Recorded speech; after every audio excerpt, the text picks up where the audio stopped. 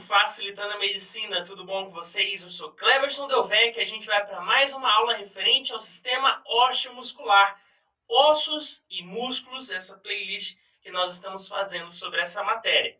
Então, se eu te ajudar de alguma forma e você quiser receber mais conteúdos, mais videoaulas, se inscreve no canal e deixa o seu joinha para ajudar a gente. E vamos ao que interessa. Hoje vamos falar dos músculos intrínsecos do tórax. Lembrando para você que esses músculos eles vão ter grande participação até mesmo e principalmente na respiração, além, claro, da manutenção dessa região do tórax. A gente vai entender ao longo dessa aula. Então, sem mais enrolação, primeiro músculo, a gente vai destacar esse músculo da tela. Que músculo é esse? Esse é o músculo intercostal externo. O que a gente pode falar desse intercostal externo? Primeiro, sua origem e sua inserção. A sua origem seria basicamente a porção inferior da costela superior. Beleza? Então, origem, a porção inferior da costela que está acima, a costela superior. E a sua inserção seria basicamente na porção superior da costela inferior. Então vamos repetir? A sua origem seria na porção inferior da costela superior. E a sua inserção na porção superior da costela inferior. É quase um quebra-língua. Mas essa seria a sua origem e sua inserção. E qual a ação desse músculo?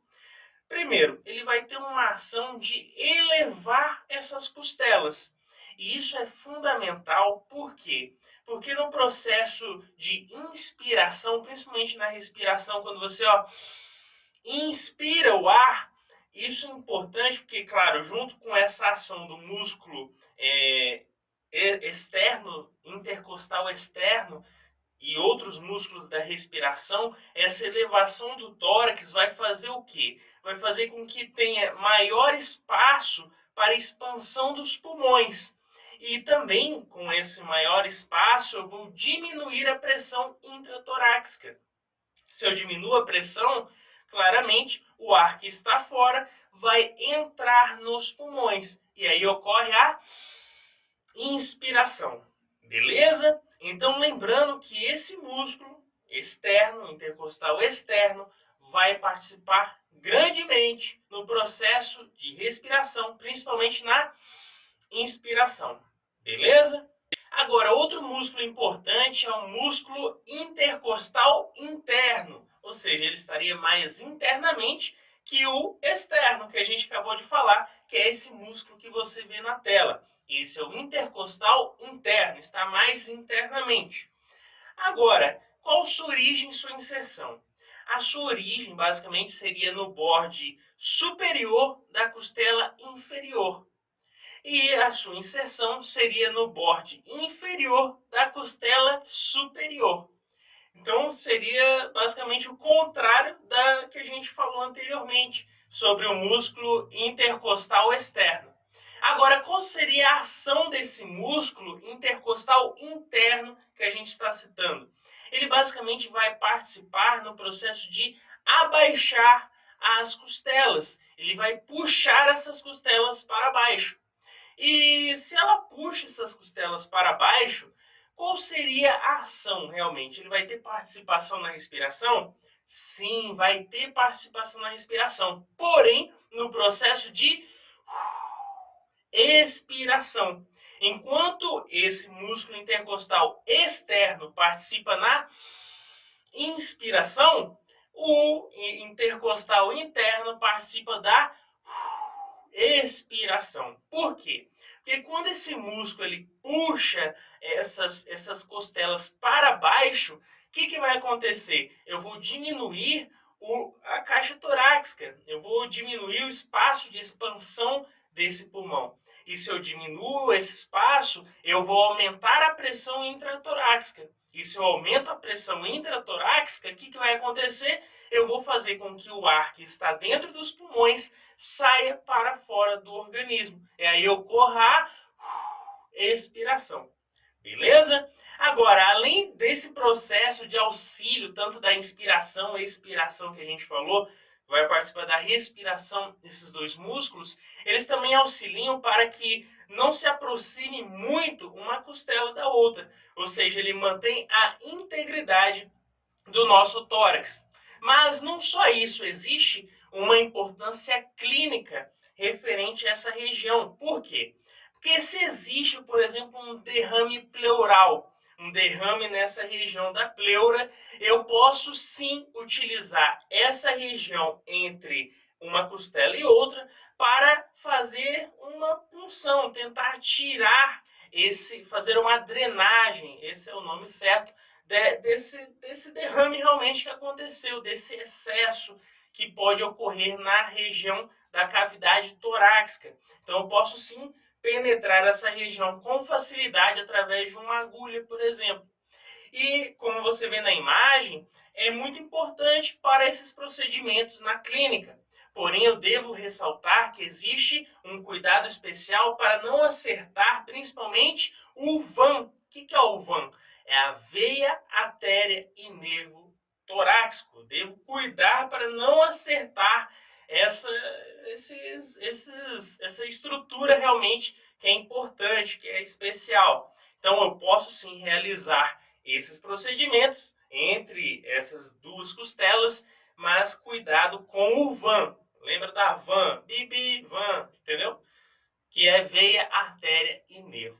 Tranquilo? Outro músculo muito importante é o transverso do tórax, que é esse que você vê na imagem. É realmente meio que transverso, realmente, por isso que ele recebe esse nome. Agora, qual sua origem e sua inserção? Todo músculo a gente tem que destacar isso. A sua origem seria basicamente no corpo do externo e até mesmo pegaria parte do processo chifoide da nossa caixa torácica. Então lembre-se, a sua origem seria nesse corpo do externo e o processo chifoide. E a sua inserção seria a segunda até a sexta costela. Então, relembrando, origem, corpo do externo, processo chifoide. E qual a sua inserção? Segunda a sexta costela. Tranquilo? Qual a sua ação? A ação desse músculo transverso do tórax seria basicamente de abaixar ou puxar essas costelas para baixo. Mas ele vai ter um papel mais importante de todos, que é da propriocepção, ou seja, a sensibilidade da região. Essa é a principal função, propriocepção. Esse músculo transverso vai trazer a sensibilidade dessa região. O que você sente não é a região, você entendeu? É a sensibilidade. Então, esse é o músculo transverso. E outro músculo importante que a gente pode destacar e não deveríamos esquecer de jeito nenhum é o diafragma. Esse músculo você já deve ter ouvido muito por aí, talvez na sua universidade. E esse diafragma claramente é o mestre no processo de respiração. Ele que basicamente vai estar delimitando a região do tórax e a região do abdômen. A parte de cima desse diafragma, que seria a sua parte convexa, seria o tórax. E abaixo desse diafragma, que é uma região côncava, né, que a gente pode ver na imagem, ela seria a parte do abdômen do nosso corpo. E claro, por ali passa várias estruturas importantes e anatômicas do nosso corpo que a gente vai destacar aqui. E ele apresenta esse diafragma realmente algumas porções, que seria a porção external, a sua porção costal e a sua porção lumbar. A porção lumbar ela é muito importante, por quê? Porque ela possui algumas estruturas. Como você vê na imagem, a porção lombar, que realmente pega a frente da nossa coluna vertebral, ela vai soltar projeções que vai formar um pilar direito e um pilar esquerdo. E esse pilar direito e esquerdo que você vê na tela, ele basicamente vai formar um hiato. Esse hiato que é importantíssimo, que é por onde vai passar o nosso esôfago, o hiato esofágico. Ele passa o esôfago da porção do tórax para a porção do abdômen. Então ele passa por esse hiato e se transforma no esôfago, na porção abdominal.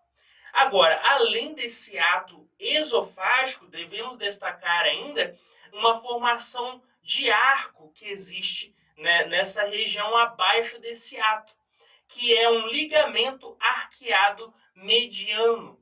Esse ligamento arqueado mediano vai formar realmente outro hiato, que é o hiato da aorta.